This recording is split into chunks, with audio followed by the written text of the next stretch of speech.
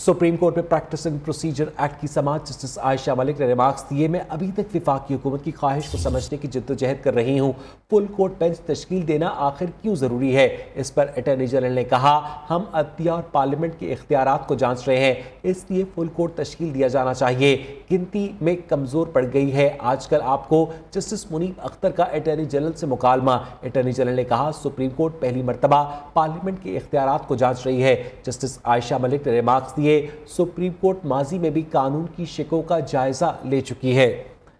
आपको एक मरतबा फिर अपडेट करें कि सुप्रीम कोर्ट में प्रैक्टिस एंड प्रोसीजर बिल 3 हफ्तों तक मुलतवी होने पर समाअत के दौरान जस्टिस आयशा मलिक ने रिमार्क्स दिए, मैं अभी तक विफाकी हुकूमत की ख्वाहिश को समझने की जद्दोजहद कर रही हूँ। फुल कोर्ट बेंच तश्कील देना आखिर क्यों ज़रूरी है? इस पर अटॉर्नी जनरल ने कहा कि हम अदलिया और पार्लियामेंट के इख्तियारात को जांच रहे हैं, इसलिए फुल कोर्ट तश्कील दिया जाना चाहिए। गिनती में कमज़ोरी पड़ गई है। आजकल आपको जस्टिस मुनीब अख्तर का अटॉर्नी जनरल से मुकालमा। अटॉर्नी जनरल ने कहा कि सुप्रीम कोर्ट पहली मरतबा पार्लियामेंट के इख्तियारात को जांच रही है। मजीद बात करेंगे अपने नुमाइंदे जहांज़ेब अब्बासी से। जहांज़ेब, क्या हुआ अदालत में जिसके बाद समाअत 3 हफ्तों तक के लिए मुलतवी हो गई? देखें, सुप्रीम कोर्ट ने आज ये कहा है कि इस 8 मेंबर बेंच में शामिल एक जज इस वक्त शहर से बाहर जाना है उन्होंने, इसलिए इस केस पर समाअत जो है वो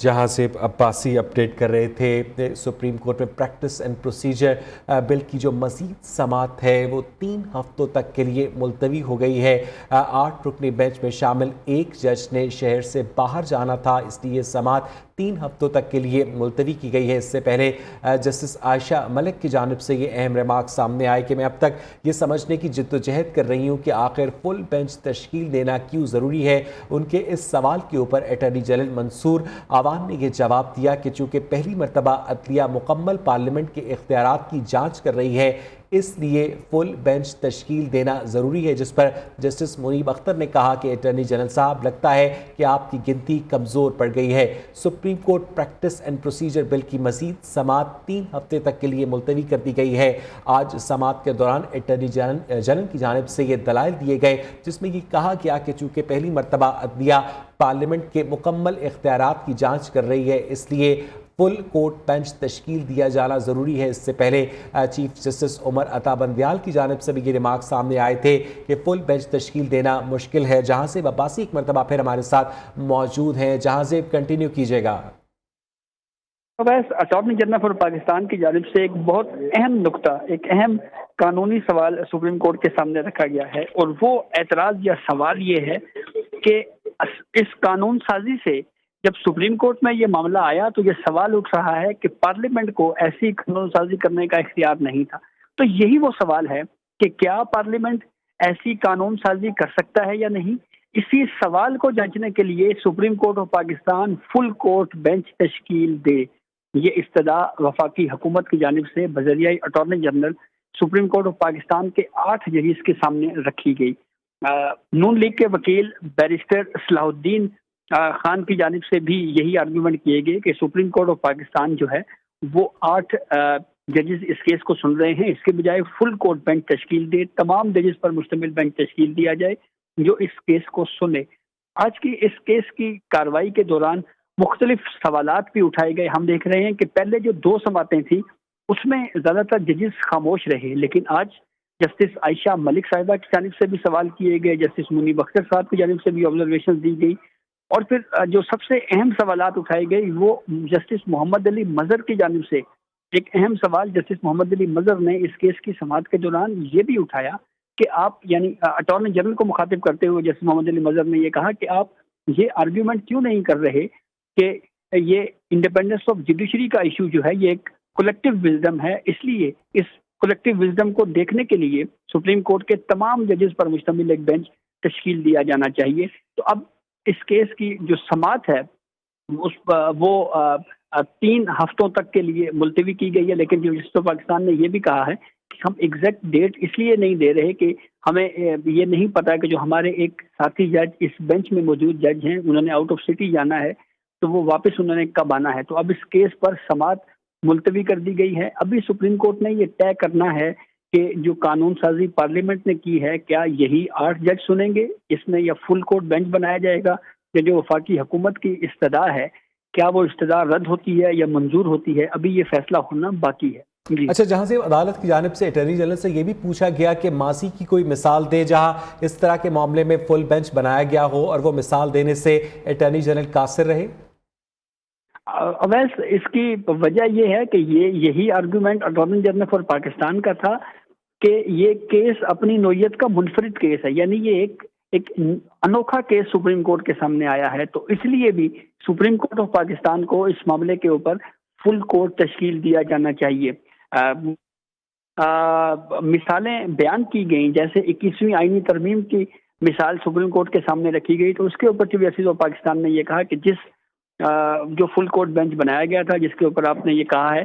وہ تو آئینی ترمیم تھی، یہاں پہ آئینی ترمیم نہیں ہے۔ اسی طرح افتخار محمد چودھری اور قاضی فائد عیسیٰ، جسٹس قاضی فائد عیسیٰ کے ریفرنسز کا حوالہ دیا گیا، تو اس کے اوپر بھی کورٹ نے یہ کہا کہ یہ دونوں جو مثالیں دی جا رہی ہیں یہ مثالیں دراصل صدارتی ریفرنسز آئی تھے سپریم کورٹ میں، تو اس لیے ہم اس معاملے پہ جو ہے وہ الگ معاملہ تھا، یہ الگ معاملہ ہے۔ تو ایسی صورتحال میں پھر اٹارنی جنرل فار پاکستان نے یہ کہا کہ یہی میرا آرگیومنٹ ہے کہ یہ اپنی نوعیت کا ایک منفرد کیس ہے، ایک الگ تھلگ کیس ہے، تو اس لیے یہ مناسب ہے کہ سپریم کورٹ اس معاملے کے اوپر فل کورٹ بینچ تشکیل دے، کیونکہ پارلیمنٹ کا یہ ماننا ہے کہ ہم قانون سازی کر سکتے ہیں۔ جوڈیشری یہ کہہ رہی ہے کہ یہ قانون سازی کے چیف جسٹس پاکستان کے اختیارات کو ریگولیٹ کرنے کا جو قانون ہے اس کو عدلیہ کی آزادی کے خلاف قرار دے رہی ہے، تو ایسی صورت میں سپریم کورٹ فل کورٹ تشکیل دے کے سب سے پہلے یہ طے کرے کہ کیا پارلیمنٹ کو ایسی قانون سازی کرنے کا اختیار بھی تھا یا نہیں۔ یہ بہت اہم سوال ہے جس کو بہرحال سپریم اور کورٹ جسٹس اعجاز الاحسن نے بھی ریمارکس دیے کہ ہمیں یہ طے کرنا ہے کہ کیا پارلیمنٹ کو ایسی قانون سازی کرنے کا اختیار تھا یا نہیں۔ جی بالکل، یہ آبزرویشن ان کی طرف سے تو دی جا رہی ہے، اور یہی اسی کے جواب میں پھر اٹارنی جنرل فار پاکستان بار بار یہ آرگومنٹس دہراتے رہے کہ پارلیمنٹ کی قانون سازی کا یہ اختیار ان کو حاصل ہے یا نہیں ہے۔ اس کے لیے سب سے پہلے جو ہے وہ اس تمام صورتحال میں فل کورٹ بینچ تشکیل دیا جائے، اور قانونی ماہرین کی طرف سے تو یہ اعتراض بھی سپریم کورٹ کے اس کورٹ پروسیڈنگ کے اوپر اٹھایا جا رہا ہے کہ جب چیف جسٹس پاکستان کے اختیارات کو ریگولیٹ کرنے کا معاملہ ہے تو اس میں خود چیف جسٹس پاکستان خود اس بینچ کی سربراہی کیسے کر سکتے ہیں، اور بالخصوص یہ کنفلکٹ آف انٹرسٹ کا سوال بھی قانونی ماہرین کی جانب سے اٹھایا جا رہا ہے۔ اچھا، جہاں سے جسٹس منیب اختر کی جانب سے ریمارکس سامنے آئے کہ اٹارنی جنرل صاحب لگتا ہے کہ آپ کی گنتی کمزور پڑ گئی ہے، یہ کس موقع پر انہوں نے کہا؟